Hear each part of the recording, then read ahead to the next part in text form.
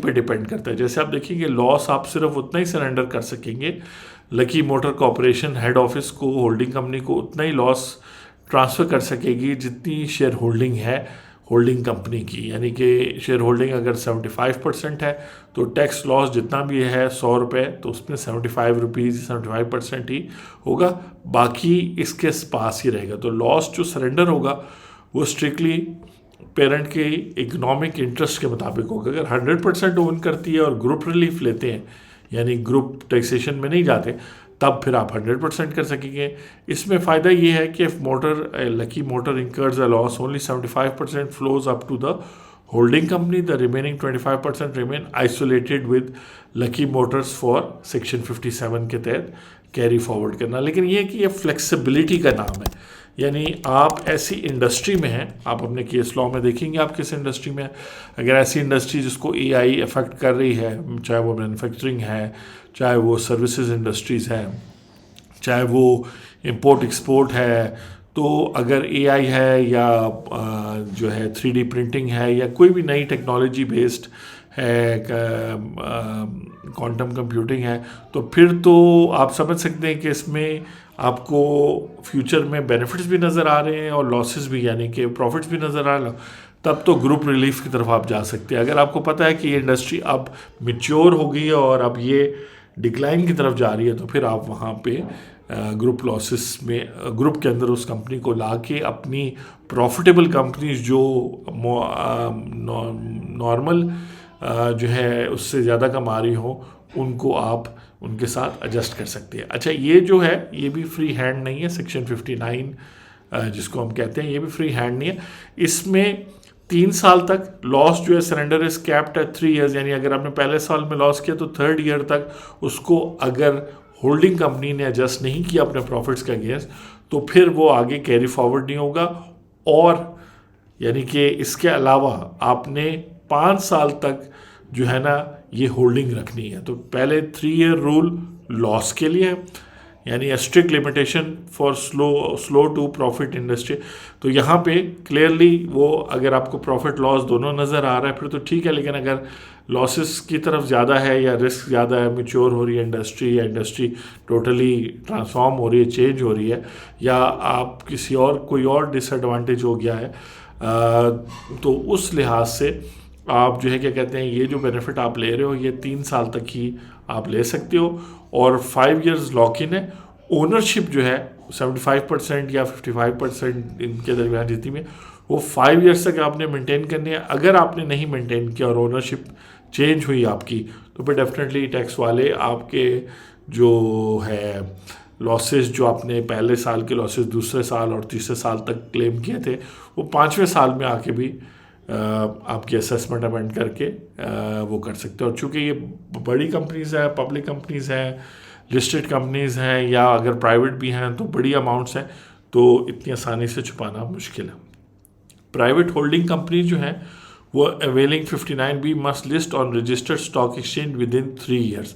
तो listing mandate भी इसके लिए है कि अगर आपकी वो प्राइवेट होल्डिंग कंपनी है तो फिर आपने लिस्ट होना पड़ेगा विद इन 3 ईयर्स। ये एक कंपैरिजन है, और इस कंपैरिजन में मैं चाहता हूँ कि आप देखें कि ये चीज़ें आपकी कैश फ्लोस और आपकी जो बिज़नेस ऑपरेशंस हैं और आपकी जो ओनरशिप और कॉर्पोरेट गवर्नेंस है उनको कैसे अफेक्ट कर रही है। तो आपने अपनी केस स्टडी में फिर इसमें से, ये तो आपको लॉ की रिक्वायरमेंट बता रहा है, लेकिन आपने इस रिक्वायरमेंट को तब सजेस्ट करना है। फॉर एग्जांपल आपने सवाल में 59 AA फिस्कल यूनिटी तब सजेस्ट करनी है जब आपको इससे एक कैश फ्लो में बेनिफिट नज़र आ रहा हो, यानी कि वो जो होल्डिंग कंपनी है वो लॉसेस अब्जॉर्ब करती जाए, और आपको नज़र आ रहा हो कि ये इंडस्ट्री अभी जो है क्या कहते हैं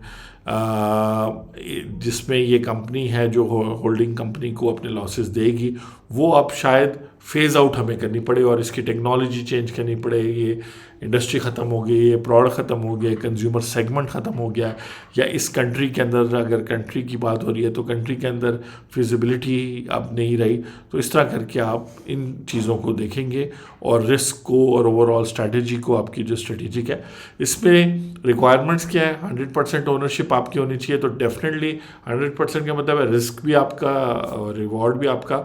तो आप उन्हीं कंपनीज को कर रहे हैं जिसमें आपने जॉइंट वेंचर वगैरह नहीं की, बल्कि आपको था कि ये इंडस्ट्रीज फ़ायदेमंद है तो आपने 100% इन्वेस्ट किया था। फिर एक सिंगल यूनिट आप बन जाते हैं, फिर जो लॉस की नेटिंग है वो फुल अलाउड है, उसमें कोई लिमिटेशन नहीं है। आप जो है जितना मर्जी लॉस है होल्डिंग कंपनी का वो कर सकते हैं। अब ये अगर मुख्तलिफ कंट्रीज़ में आपका है और पाकिस्तान के अंदर भी सिमिलर चीज़ है, तो फिर तो आप करोगे वही कंसोलिडेशन जो आपने यूके में यूएस में किया है, पाकिस्तान में भी ये फैसिलिटी अवेलेबल है इस सेक्शन के तहत, तो आप फ़ायदा उठाओ। अब प्री ग्रुप लॉसेस मैंने आपको कहा ट्रैप्ड तो हैं, लेकिन वो प्री ग्रुप जो है उसमें उस कंपनी को अगर टर्न अराउंड करते हैं, प्रॉफिट करते हैं, तो वो आपको एक डबल बेनिफिट हो जाएगा। और इसी तरह विद होल्डिंग जो है वो एब्सोल्यूट है, यानी ये जो विद होल्डिंग की एग्जम्पशन आपको अवेलेबल है जब आप डिविडेंड वगैरह देंगे। अब आप कहेंगे किसको डिविडेंड मिल रहा है, तो अगर इसके कैश फ्लोज, क्योंकि आपको पता है लॉसेस में और टैक्स लॉसेस में और अकाउंटिंग लॉसेस में फ़र्क होता है, फिर कैश फ्लो में फ़र्क होता है, टैक्स कैश फ्लो में फ़र्क होता है, तो ये सब चीज़ों में आप फिर होल्डिंग कंपनी को डिविडेंड्स वगैरह दे सकते हैं, तो उस पर भी टैक्स विद होल्ड नहीं होगा। और ड्यूरेशन जो है परमानेंट, मैंने जैसे आपको बताया था। जब आप ग्रुप रिलीफ लेते हैं तो आपकी शेयर होल्डिंग कम हो सकती है, सेपरेट एंटिटीज़ बरकरार रहती हैं, companies tax point of view से एक यूनिट नहीं बनती, शेयर होल्डिंग के मुताबिक प्रोपोर्शनली जो है आप इसको करते हैं। मौसम चेंज हो रहा है तो कभी कभार यही है कि गला उस तरह जो है साथ नहीं देता। फिर रिस्ट्रिक्टेड टू इंडिविजुअल एंटिटी है, यानी कि आप इंडिविजुअल एंटिटी के ग्रुप रिलीफ ही ले सकते हैं। कंडीशनल कैश फ्लो लैग जो है, इस बात को भी आगे भी डिस्कस करेंगे, कुछ ऐसे कोर्ट केसेस वगैरह है।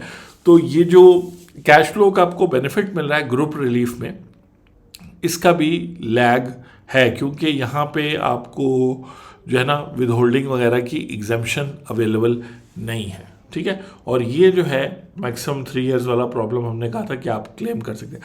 तो 59AA offer depth and frictionless liquidity, यानी इसमें यहाँ जिस केस में आपको लिक्विडिटी चाहिए, आपने उस कैपिटल को डाइवर्ट अप करना है, तो ये